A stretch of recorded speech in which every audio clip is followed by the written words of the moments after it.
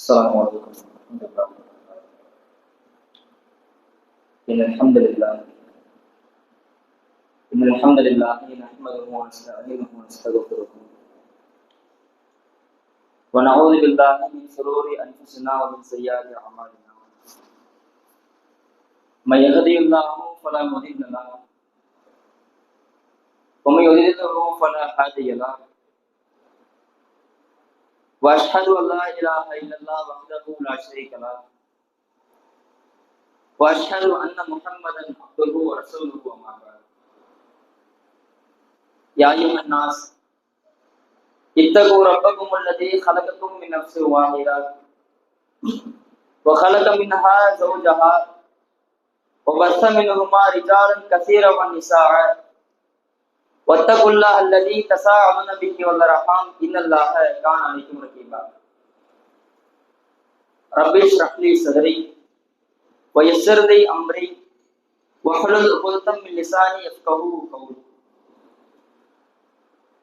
இருளிலே மூழ்கி கொண்டிருந்த மனித சமுதாயத்தை இறை ஒளி இதோ என்று எடுத்துக்காட்டிய முஹம்மது ஸல்லல்லாஹு அலைஹி வஸல்லம் அவர்கள் மீதும் அவர்களை தங்களால் இயன்ற அளவிற்கு பின்பற்றி வாழ்ந்து மறைந்த சத்திய உத்தம சஹாபாக்கள் மீதும் சஹாபிய பெண்மணிகள் மீதும்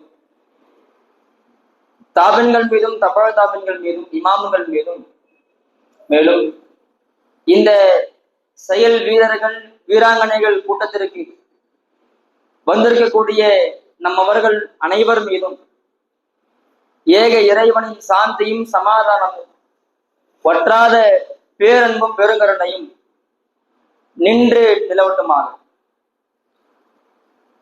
அல்லாஹ்விற்கே எல்லா புகழும். கண்ணியம் நிறைந்த எல்லாம் வல்ல அல்லாஹ்வின் நல்லடியார்களே, சகோதர சகோதரிகளே, இந்த அவையில உங்களுக்கு முன்னால் எனக்கு பேச வழங்கப்பட்டுள்ள தலைப்பு இலக்கை நோக்கி பயணிப்போம். அல்லாஹ் ரப்புல் ஆலமீன் தன்னுடைய திருமறையிலே சொல்லுகிறான், ஃபம்மாமன் தகா, யார் வரம்பு மீறி வாசர ஹயாத்த துன்யா, இந்த உலக வாழ்க்கையை தேர்ந்தெடுக்கிறாரோ ஃபஇன்னல் ஜஹீம ஹியல் மஅவா, அவருடைய தங்குமிடம் நரகம்தான். வம்மாமன் காஃப மகாம ரப்பிஹி நஹன் நஃப்ஸனில் ஹவா, யார் தன்னுடைய இறைவனுக்கு முன்பாக நிற்பதை அஞ்சி தன்னுடைய மனோ இச்சைகளை விட்டும் தம்மை காத்துக் கொள்கிறாரோ ஃபஇன்னல் ஜன்னத ஹியல் மஅவா, அவருடைய தங்குமிடம் சொர்க்கம்தான் என்று அல்லாஹ் ரப்புல் ஆலமீன் தன்னுடைய திருமறையில நமக்கு தெளிவுபடுத்துகிறாங்க. ஒரு மரணம், இருவேறு வாழ்க்கை, இருவேறு இலக்கு. இவ்விரண்டில் நாம் எதை தேர்ந்தெடுக்க போகிறோம் என்பதுதான் கேள்வியாக இருக்கிறது. இவ்விரண்டில் எதை தேர்ந்தெடுப்பது என்ற அந்த கேள்விக்கான பதிலை அல்லாஹும் அவனுடைய தூதரும் நமக்கு கற்றுத்தருகிறார்கள். யதார்த்தமாக ஒரு உதாரணமாக சொல்வதா இருந்தால், ஒரு கடைக்கு போகிறோம், கடைக்கு போய் ஒரு பொருள் வாங்குறோம். நாம் வாங்கக்கூடிய பொருளுடைய தரம் தகவல் அனைத்தும் நமக்கு தெரிந்தால்தான் மற்ற பொருளோடு ஒப்பிட்டு இது சிறந்தது, இது தாழ்ந்தது, இதை வாங்கலாம், இதை வாங்க வேண்டாம் என்ற ஒரு முடிவுக்கு வருவோம்.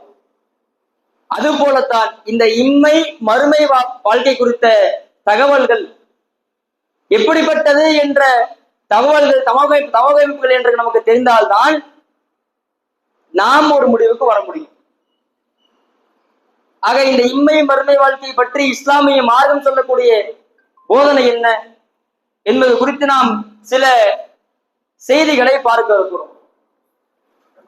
முதலாவதாக, இந்த உலக வாழ்க்கை என்றால் என்ன, உலக வாழ்க்கை என்றால் என்ன என்ற கேள்விக்கு இங்கு யாரும் பதில் தெரியாமல் அல்ல, அனைவருக்கும் இந்த உலக வாழ்க்கை என்பது அற்பம்தான் என்பது தெரிந்த ஒரு விஷயம். உலக வாழ்க்கை தலைப்பு ஒரு 10 நிமிடம் பயான் பண்ணணும், அனைவராலும் சொல்லி விளக்கக்கூடிய அளவிற்கான செய்திகளை தெரிந்து வைத்திருக்கிறோம். தெரிந்திருந்தால் மட்டும் போதுமா? அல்லாஹ் தஆலா குர்ஆன்ல பொது சுமக்கும் கழுதைகள்னு ஒரு சமுதாயத்தை உதாரணம் சொல்லுவான். அந்த சமுதாயம் யாரு? கேள்வியாக கேட்கிறேன். யாரை பார்த்து அல்லாஹ் பொது சுமக்கும் கழுதைகள் தான் சொல்றான்? யாரை பார்த்து சொல்றான்? வேதம் வழங்கப்பட்டவர்கள், அதாவது யூதர்கள். அவர்களை பொது சுமக்கும் கழுதைகள் என்று உதாரணம் கூறுவதற்கான காரணம் என்ன தெரியுமா? யூதர்களுக்கு வேதம் வழங்கப்பட்டது, வேதத்தை பெற்றுக் கொண்டார்கள், ஆனால் அதை அறிந்திருந்தார்கள், ஆனால் அமல்படுத்தவில்லை. ஒரு கழுதை இருக்குது, அந்த கழுதைக்கு மேல எவ்வளவு சுமைகளை பாரங்களை நாம் ஏற்றினாலும் அந்த கழுதைக்கு அது என்ன பாரம், நம்ம மேல என்ன இருக்குது அப்படிங்கிறது தெரியாம அது பாட்டுக்கு போய்கிட்டு இருக்கும். அது போலத்தான் வேதம் வழங்கப்பட்டவர்கள், அதை அறிந்தவர்கள் எல்லாம் அதை அமல்படுத்தாமல் இருந்தார்கள். இதற்காகத்தான் இறைவன் அவர்களுக்கு பொது சுமக்கும் கழுதைகள் என்று ஒப்புமைப்படுத்தி கொடுக்கிறார். அப்படி நாம் ஆகிவிடக் கூடாது. நாம் அறிந்த செய்திகள், எத்தனையோ செய்திகள் தெரிந்திருக்கலாம், வசனங்களை படிக்கிறோம், ஹதீஸ்களை படிக்கிறோம். அந்த வசனங்களும் ஹதீஸ்களும் நம்முடைய உள்ளத்தை வருடியதா, உள்ள திரையை கிழித்தெறிஞ்சதா என்பதுதான் நம்ம இடத்துல எழ வேண்டிய கேள்வியா இருக்கும். நமக்கு தெரிந்த செய்திகளை எல்லாம், தெரிந்த தகவல்களை எல்லாம் ஒரு மறுமீட்சி செய்து கொள்ள வேண்டும். அல்லாஹ் ரப்பல் ஆலமீன் தன்னுடைய திருமறையில சொல்லுகின்றான், எவனமோ நீங்கள் அறிந்து கொள்ளுங்கள், அன்னமல் ஹயாத்து துன்யா, இந்த உலக வாழ்க்கை என்பது லைபுன் விளையாட்டானது, வலஹுன் வீணானது, வஸீனத்துன் கவர்ச்சியானது. இன்னும் என்ன தெரியுமா?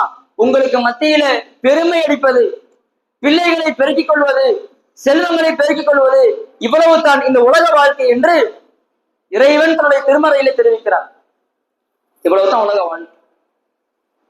இந்த ஒரு 4 வரிகளுக்குள்ளால் தான் இறைவன் இந்த உலக வாழ்க்கை பற்றிய குறிப்புகளை அடக்கிவிட்டான். நிறைய இடங்கள்ல அல்லாஹ் பயன்படுத்தும் போது விளையாட்டானது, லகுவன் இது வீணானதுப்பா அப்படின்னு இறைவன் பல இடங்களில திருமறையில நமக்கு போதிக்கிறார். நபிகளாரும் ஒரு அழகிய ஒரு உதாரணம் சொல்லுகின்றார்கள். ஒரு முறை கடை வீதிய கடந்து போறாங்க. கடந்து போகும் பொழுது ஒரு காதிலிருந்து ஊனமாய் இருந்த ஒரு ஆட்டை பார்க்கிறார்கள்.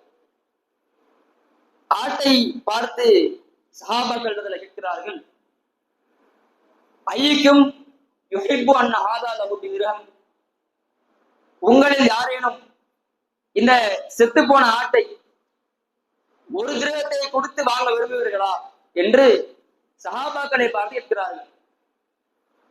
சஹாபாக்கள் கூறுகின்றார்கள், அல்லாஹ்வின் தூதரே, ஒரு திரகம் அல்ல, எந்த ஒன்றை கொடுத்தாலும் இதை நாங்கள் வாங்க மாட்டோம். இது ஒண்ணுக்கும் லாய்க்கில்லாது, பிரயோஜனப்படாது. ஒமானஸ்தவம் இதாடி, இதை கொண்டு நாங்க என்ன செய்வோம்? இதை வைத்து எங்களால் எந்த பயனும் பெற முடியாது, நாங்க விரும்ப மாட்டோம் அப்படின்னு சஹாபாக்கள் சொல்றாங்க. அப்ப நபிகளார் கேட்கிறாங்க, சரிப்பா, நீங்க திருகெல்லாம் கொடுக்க வேணாம், சும்மா எடுத்துக்கங்களேன். உங்களில் ஒருவர் எந்த ஒரு ஈடும் பெறப்படாமல் இந்த ஆடு உங்களுக்குரியதா ஆக விரும்புவீர்களா? நீங்க எதுவும் கொடுக்க வேணாம், எடுத்துட்டு போங்க இப்படின்னு சொல்லப்படுவதை விரும்புவீங்களா? அதை நீங்க வாங்கிட்டீங்க அப்படி கேட்கிறாங்க.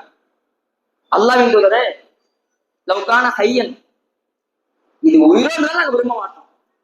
ஏன்னா இது காது இருந்திருக்கு, ஊனமா இருக்கு, இது உயிரோடு இருந்தாலும் நாங்க வாங்க மாட்டோம். அப்ப மௌத்தா போய் கிடக்கும் பொழுது இது எங்களுக்கு என்ன பயன் தர போகுது? இதுல எங்களுக்கு பயனே கிடையாது என்று சஹாபாக்கள் சொல்லுகின்றார்கள். அதற்கு அல்லாஹ் என்று சொன்னார்கள், வல்லாஹி, அல்லாஹ்வின் தானையாக, லித்துன்யா அஹ்வன அலல்லாஹி மின் ஹாதா அலைக்கும், உங்களிடத்துல இந்த ஆடு எவ்வளவு மட்டமானதோ தாழ்ந்ததோ அதே போன்றுதான் இந்த ஆட்டை விட இந்த உலக வாழ்க்கை என்பது அல்லாஹ்விடத்துல மட்டமானது, தாழ்ந்தது, தரம் குறைந்தது என்று அல்லாஹ்வுடைய தூதர் அவர்கள் செத்து போன காதிருந்த ஆட்டிற்கு இந்த உலக வாழ்க்கையை உபயோகப்படுத்தி சமம் கூட சொல்லல. செத்து போன ஆடும் உலகம் சமம் கூட சொல்ல, இதை விட செத்து போன ஆட்டை விட உலகம் மட்டமானது அல்லாஹ்விடத்துல. அப்படிப்பட்ட இப்படி இந்த அற்பமான வாழ்க்கையில தான் இன்றைக்கு ஏராளமான போட்டிகள், அல்லாஹ் சொல்லிட்ட கவர்ச்சி தான், விளையாட்டானதுதான், வீணானதுதான். அந்த தீன்ல தான், விளையாட்டில் தான், கவர்ச்சியில் தான் இன்றைக்கு மக்களுடைய மனங்கள் எல்லாம், மக்களுடைய வாழ்க்கை எல்லாம் முன்னோக்கி சென்று கொண்டிருக்கிறது. இந்த இரண்டு வாழ்க்கை, இந்த இரண்டு வாழ்க்கையை பற்றி இஸ்லாம் சொல்லக்கூடிய கருத்துக்கள் என்ன? உலக வாழ்க்கை என்பது அற்பமானது, தரம் குறைந்தது, தாழ்ந்தது, வீணானது, விளையாட்டானது. மறுமை நிலையானது.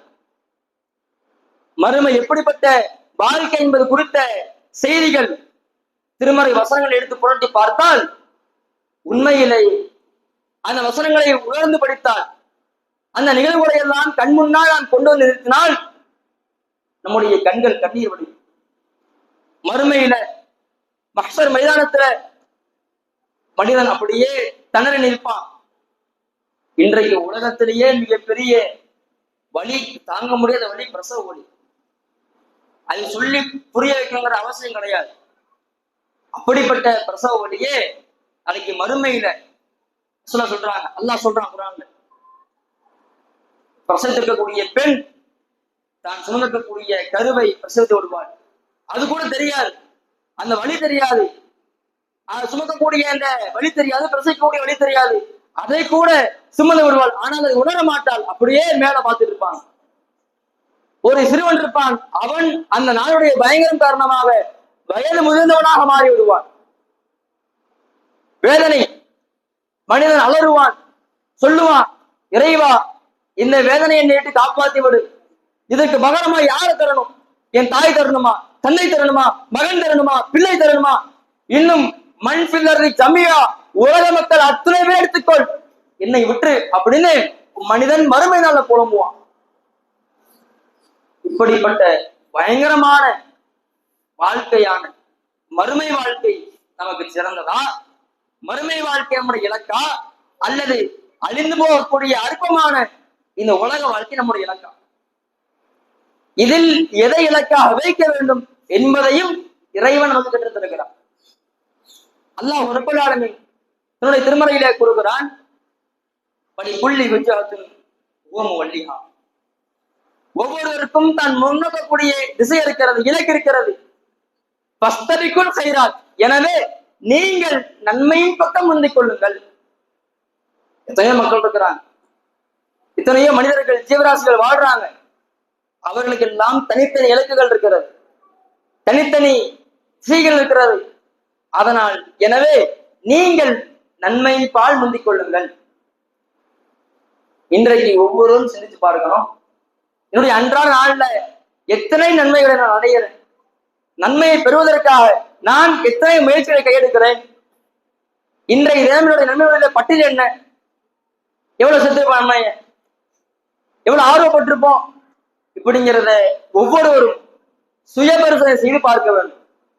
அதே போல இந்த வசனத்தினுடைய முதல் பகுதி, இது ஆழமாக கவனிங்க. புள்ளி விஜயத்தில் ஓம் ஒல்லியா, ஒவ்வொருவருக்கும் தான் முன்னோக்கக்கூடிய திசை இருக்கிறது. இந்த வசனம், இந்த வரி, இன்றைக்கு உலகத்துல நாம அல்லாஹ்வை கடவுளாக ஏற்று இறைவனாக நம்பி வாழ்ந்துகிட்டு இருக்கிறோம். நாம சிரம் பண்ணிக்கிறோம். படைத்தவனுக்கு சிரம் பண்ணிக்கூடிய நேரத்துலதான், நாம சதுரா செய்யக்கூடிய நேரத்துலதான், இதே நேரத்துல மற்றொருவன், எங்கேயோ ஒருவன் படைப்பினங்களுக்கு, மனிதர்களுக்கு சிரம் பண்ணுகிறான். கல்லை கடவுள் என்கிறான், மண்ணை கடவுள் என்கிறான். மனிதனை, சூரியனை, சந்திரனை, ஆட்டை, மாட்டை, தான் வசிக்கக்கூடிய வீட்டை, மனைவியை, பிள்ளையை, பெற்றோரை, ஓட்டக்கூடிய வாகனத்தை, வேலை செய்யக்கூடிய அலுவலகத்தை, இதெல்லாம் கடவுள் என்கிறான். கொஞ்சமும் ஒரு பகுத்தறிவு இல்லாமல், இன்னும் ஒரு படி மேலாக, மேலும் சொல்லக்கூடிய தாழ்ந்து காசுக்காக நடிக்கக்கூடிய கூத்தாடியை பார்த்து கடவுளே என்கிறான். அதே போல சாலையோரமாக ஆடை வாங்க வக்கில்லாத ஒரு அனாதையா இருக்கக்கூடிய நபர், அவரை பார்த்து கடவுள் என்கிறான், பேர் வைக்கிறான், நிர்வாண சாமியார். அதற்கு மக்கள் சிரமப்படுகிறார்கள்.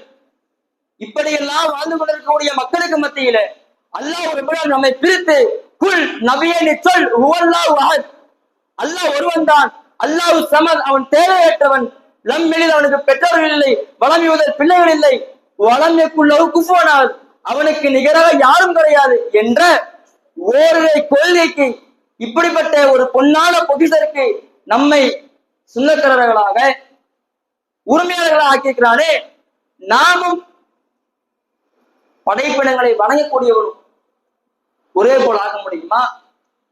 அதைத்தான் இறைவன் வெளிப்படுத்துகிறான். புள்ளி விஜயத்தும் ஒவ்வொருவருக்கும் ஒரு திசை இருக்கிறது. எனவே நீங்கள் நன்மையின் பால் முந்திக் கொள்ளுங்கள் என்று அல்லாஹ் சொல்லுகிறான். நினைத்ததையெல்லாம் கடவுளாக்குவன் எங்கே?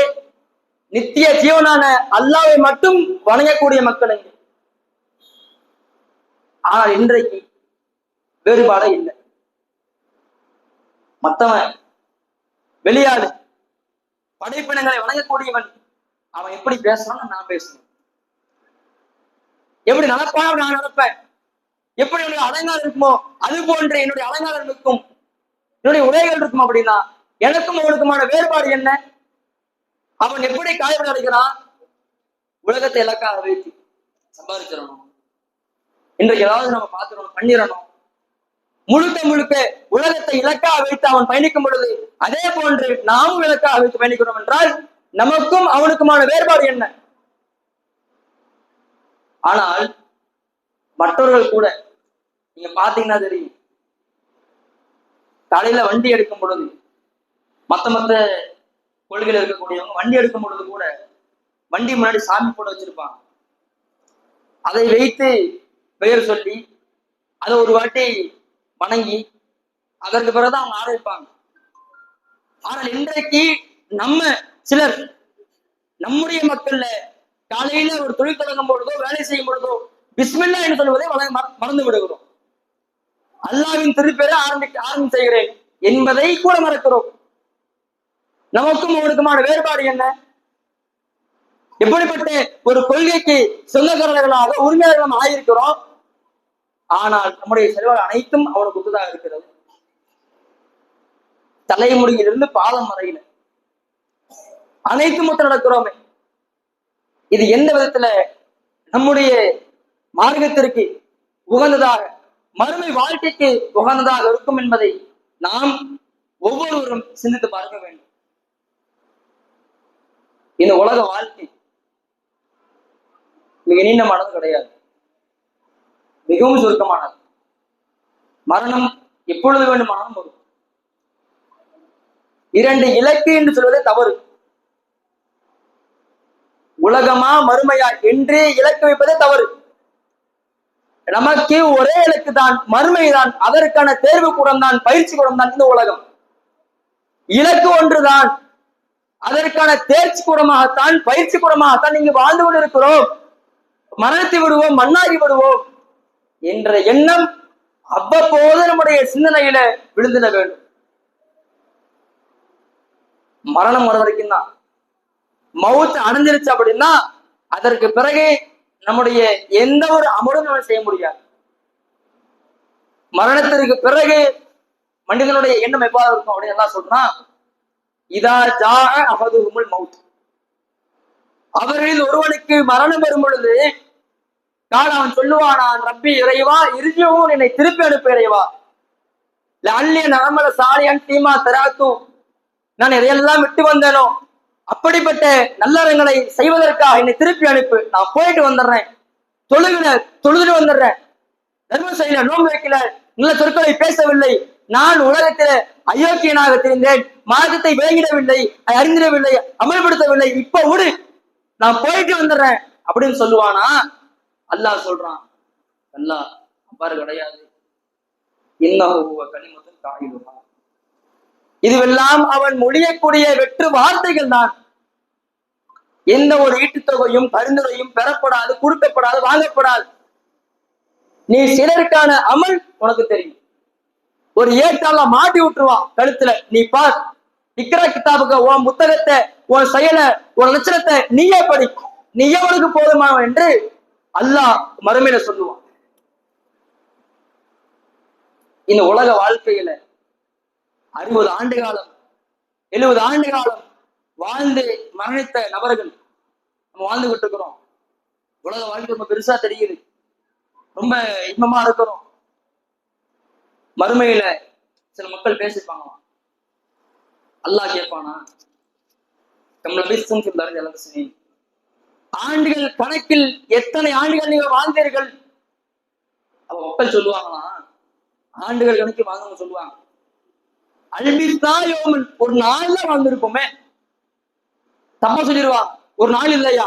இல்ல இல்ல, பகல யோமின், ஒரு நாளில் சிறு பகுதி தான், சிறிது நேரம் தான், அரை மணி நேரம் தான் இருக்கும், இவ்வளவுதான் வாழ்ந்திருப்பான் அப்படின்னு ஆண்டுகள் கணக்கில் வாழ்ந்த உலகத்தில் வாழ்ந்த நபர்கள் மறுமையில சொல்லுவாங்க.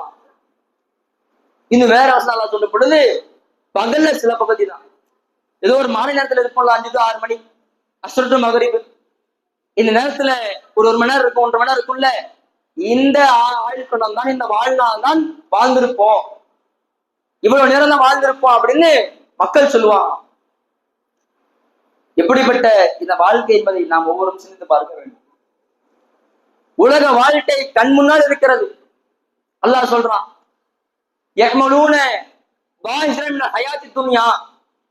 இந்த உலக வாழ்க்கை என்பது வெளிப்படையா இருக்குது, அதை பார்க்கிறாங்க. அவர்கள் ஆனால் மறுமையை பற்றி அலட்சியமா இருக்கிறார்கள். உலக வாழ்க்கை கண்ணுக்கு தெரியுது, நாளைக்கு அடைகிறோம், தூங்குறோம் எந்திரிக்கிறோம், தூங்குறோம் எந்திரிக்கிறோம், இப்படி போயிட்டு இருக்கிறதுனால உலக வாழ்க்கை நம்முடைய கண்களுக்கு முன்னால் தெரிகிறது. ஆனால் மறுமையை பற்றி அலட்சியமா இருக்கிறார்கள். இதுவெல்லாம் நமக்காக சொல்லப்பட்ட வசனங்கள், நம்முடைய உள்ளத்தை சீர்படுத்திக் கொள்ள சொல்லப்பட்ட வசனங்கள் என்பதை நாம் ஒவ்வொருவரும் கவனத்தில் கொள்ள வேண்டும். அதே போல இந்த மறுமை என்பது எவ்வளவு முக்கியம் தெரியுமா? உதாரணமாக சொல்லட ஒரு மனிதர் வரார், கேட்கிறார், யாரும் சொல்லலாம், அல்லாஹ் மல் ஈமான், ஈமான் என்றால் என்ன கேட்கும்போது அல்லாஹ் சொல்றாங்க, அன்துமின பில்லாஹ், அல்லாஹ் நம்பணும்பா, மலாயிக்கத்தை என்னுடைய மாணவர்கள் நம்பணும், இப்ப கித்தாபிஹி வ ருசூலிஹி, வேதங்களை தூதர்களை நம்பணும். அடுத்து சொல்றாங்க பில் பஅஸில் ஆஸிரி, திரும்ப எழுப்பப்படுவது, அதாவது மறுமையினாலே நம்ப வேண்டும் சொல்லுகிறார்கள். இதுல நம்ம கவனிக்கணும், ஒருத்தர் நான் அல்லாஹ் நம்புறேன்னு சொல்றாரு, பையத்து கொடுக்கிறார். இப்படி சொன்னவரு போயிட்டு சிலைகளை வணங்குறாரு, அல்லாஹ்வுக்கு செய்ய வேண்டிய வணக்க வழிபாடுகளை, அல்லாஹ்விடத்தில் கேட்க வேண்டிய பிரார்த்தனைகளை மற்ற படைப்பினங்கள் கேட்கிறாருன்னா, அவர் கொடுத்த பையத்தினுடைய உறுதியினுடைய நிலை என்ன, தரம் என்ன? கேள்வி கேட்கிறேன். ஒருத்தர் நல்லா நம்புறப்பா, அல்லாஹ்தான் கடவுள் அப்படின்னு சொல்றாரு, பையத்து பண்றாரு, உறுதிமொழி கொடுக்கிறார். ஆனா சொல்லிட்டு இந்த பக்கம் போயிட்டு சிலையை வணங்குறார், மற்ற மற்ற படைப்பினங்களை வணங்குறார் என்றால் இவர் கொடுத்த உறுதிமொழியுடைய நிலை என்ன, தரம் என்ன? அது உறுதியா இருக்குமா இல்ல உடைந்துருமா? என்ன ஆகும்? உடைஞ்சிரும். ஏன்? சொல் என்பது செயலில் வெளிப்பட வேண்டும். சொன்னா செய்யணும். நான் மறுமையை நம்புறேன் அப்படின்னு சொன்னா அந்த நம்பிக்கை வார்த்தை மட்டுமல்ல, வாழ்க்கை வெளிப்பட வேண்டும்.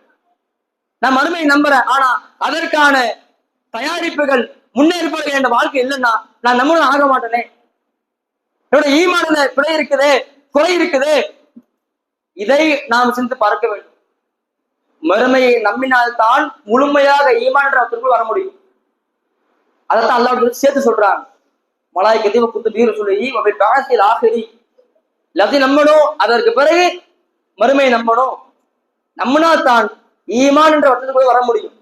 ஈமான் அடிப்படை நம்பிக்கை, இறை நம்பிக்கை. நான் நம்புறேன், மறுமையை நம்புறேன், எல்லாத்தையும் நம்புறேன் அப்படின்னா, நான் நம்புகிறேன் என்று சொல்ல வார்த்தை, என்னுடைய நம்புதல் அனைத்தும் என்னுடைய வாழ்க்கையில் வெளிப்படணும். இப்படி வெளிப்படணும்னா என்னுடைய நம்பிக்கையில குறை இருக்கு, பிழை இருக்கிறது. அதை நான் சீர்படுத்திக் கொள்ள வேண்டும், செம்மைப்படுத்திக் கொள்ள வேண்டும். நீங்க சொல்லப்பட்ட செய்திகள் அனைத்தும் தெரிந்திருக்கலாம், அறிந்திருக்கலாம், படித்து தெரிந்திருப்போம், கேட்டு தெரிந்திருப்போம். இந்த நேரத்துல சைத்தான் ஒரு இடத்தை போடுவான். எப்படி நான் செய்திருப்போனா, இதெல்லாம் தெரிந்த செய்தி தானே, அறிந்த தகவல்கள் தானே, புதுசா சொல்லியிருக்கலாம்ல, புதுசா பேசிருக்கலாம்ல, இதை போய் சொல்றாங்க அப்படின்னு சைத்தான் ஒரு திசை திருப்பதில் போடுவான். நம்முடைய இன்ன ஓட்டத்தினுடைய ஒரு கூட்டாக அமைத்திருவோம். திரையை போட்டுருவான். சரியான ஒரு பார்ப்பதை விட்டு திரையை போட்டுருவான், மறைச்சிருவான். நம்மளுக்கு இந்த திரையை உடைச்சுக்கிட்டு வரணும். சொல்லப்பட்ட செய்திகள்ல நமக்கு கிடைத்த படிப்பினை என்ன? அல்லாஹ் சொல்றான், நீங்கள் அறிவுரை கொடுங்கள். இன்ன திக்ரா தன்ஃபவுல் முஃமினீன். அறிவுரை என்பது நம்பிக்கை கொண்ட மக்களுக்கு தான் பயனளிக்கும். அவர்கள் தான் அறிவுரை வாங்கிப்பாங்க. வாங்கி தங்களுடைய வாழ்வோடு உள்ளத்தோடு ஒப்புமை செய்து ஆழமாக சிந்தித்து அதை செயல்படுத்துவார்கள். ஆக சொல்லப்பட்ட அறிவுரைகள் அனைத்தும் நம்முடைய வாழ்க்கையில பிரதிபலிக்க வேண்டும். இந்த கொள்கை அல்லாஹ்வின் புறத்திலிருந்து கிடைத்திருக்கக்கூடிய மிகப்பெரிய அருட்கொடை, ரொம்ப பெரிய அருட்கொடை. பார்க்கலாம், உலகத்துலதான் வாழ்றோம், திருமணம் நடந்து போறோம், எத்தனை மக்களை பார்க்கிறோம், நம்முடைய நண்பர்கள், உறவினர்கள், அவர்களுக்கு கிடைக்கிற கொள்கை, இந்த கொள்கை கிடைக்கல, இந்த இஸ்லாமிய மரபும் கிடைக்கல. அல்லாஹ் அவர்களில் நம்மை பொறுக்கி எடுத்து நீ வச்சுக்க அப்படின்னு கொடுத்திருக்கானா, நம்ம இடத்துல சுமத்தப்பட்ட கடமையை நாம் நிறைவேற்ற வேண்டுமா இல்லையா? உலகம் மறுமை, இந்த இரண்டில் அல்லாஹ் சொல்லக்கூடியது மறுமைதான். உங்களுக்கு மறுமைதான், மறுமைதான் நிலையானது, நீடித்திருக்கக்கூடியது. அதற்கான முன்னேற்பாடுகளை, தயாரிப்புகளை நாம் நம்முடைய வாழ்க்கையில செவ்வன செய்து செயல்பட்டு நல்ல ஒரு மக்களாக வாழ்ந்து மரணிக்கக்கூடிய ஒரு நல்ல வாய்ப்பினை அல்லாஹ் ரப்பல் ஆலமீன் உங்களுக்கும் எனக்கும் தந்தருளட்டுமாக என்று கூறி என்னுடைய உரை நிறைவு செய்கிறேன். வாஹிர தக்வான அல்ஹம்துலில்லாஹி ரப்பில் ஆலமீன். அஸ்ஸலாமு அலைக்கும் வரஹ்மத்துல்லாஹி வபரகாத்துஹு.